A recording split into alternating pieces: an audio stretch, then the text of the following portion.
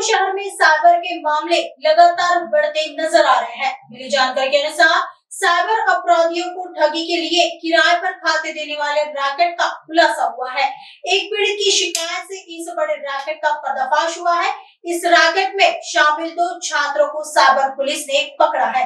आरोपी आदित्य अविनाश ताकसांडे पांडरकड़ा यवतमाल निवासी और अंश राकेश टेम्बेकर तिरुड़ा गोंदिया निवासी बताया जा रहा है। पुलिस को प्रारंभिक जांच में दोनों के साइबर अपराधियों को 30 से अधिक बैंक खाते किराए पर दिए जाने का पता चला है। प्राप्त जानकारी के अनुसार फिरियादी स्नेहल साकरे दमकल विभाग के प्रशिक्षक है।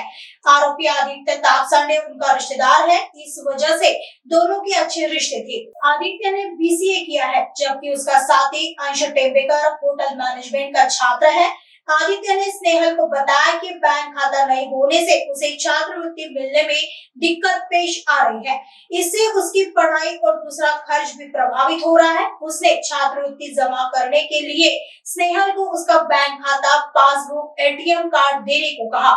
यह हासिल करने के बाद उसने स्नेहल के खाते से लिंक मोबाइल नंबर बदल दिया और अंश पहले से साइबर अपराधियों के रैकेट से जुड़ा है। उसने स्नेहल का बैंक खाता साइबर अपराधियों को सौंप दिया।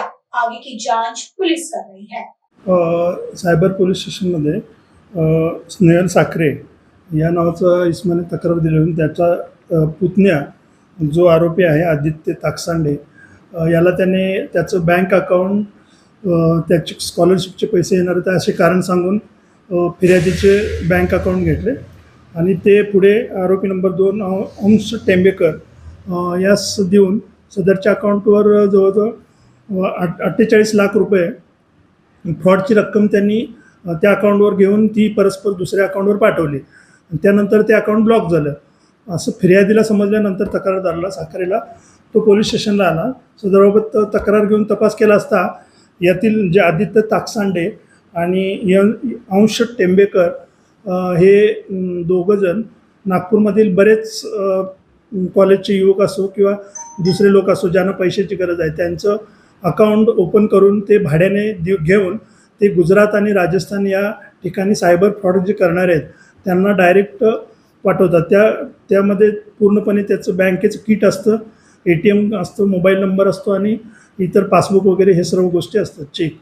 आणि त्याबाबत आम्ही त्या दोघांना अटक केलं आहे। सदरबाबत माननीय पोलीस आयुक्त सो आणि माननीय आमचे DCP साहेब यांच्या मार्गदर्शनाखाली तपास चालू असून सदर आरोपींना पोलीस कस्टडीमध्ये घेऊन त्यांनी आणखी किती यापूर्वी अकाउंट्स असे नागपूरमधील, गुजरात आणि राजस्थान किंवा इतर राज्यामध्ये फ्रॉड करण्यासाठी पाठवले, त्यावर किती रक्कम घेऊन ट्रान्झॅक्शन ब्लॉक झालेत, किती रकमेचं ट्रान्झॅक्शन आहे किंवा नागपूरमधील कुणाकुणाची ट्रान्झॅक्शन आहेत याबाबत तपास करण्याचा असल्याने त्यांना पोलीस कस्टडी घेऊन पुढील तपास आम्ही करत आहोत सायबर पोलीस टीम। यामध्ये माननीय पोलीस आयुक्त सो यांच्या मार्गदर्शनाखाली माननीय DCP सो आमचे मतानी साहेब यांच्या मार्गदर्शनाखाली सदर आरोपींना आता 3 दिवसाचा पोलीस कस्टडी रिमांड मिळालेला आहे। त्यामध्ये त्यांनी किती अकाउंट यापूर्वी फ्रॉड लोकांना, फ्रॉडस्टरला पाठवले, त्यावर किती रकमेचा अपहार झाला आणि ते कुणाकुणाला रक्कम गेली, कुणाची रक्कम होती याबाबतचा पूर्ण तपास करणार आहोत। माझ्या लोकांना नागपूरमधील आव्हान आहे की असे कोणतेही अकाउंट खरेदी विक्रीच्या व्यवहाराला बळी पडू नका किंवा आपले अकाउंट कोणालाही शेअर करू नका।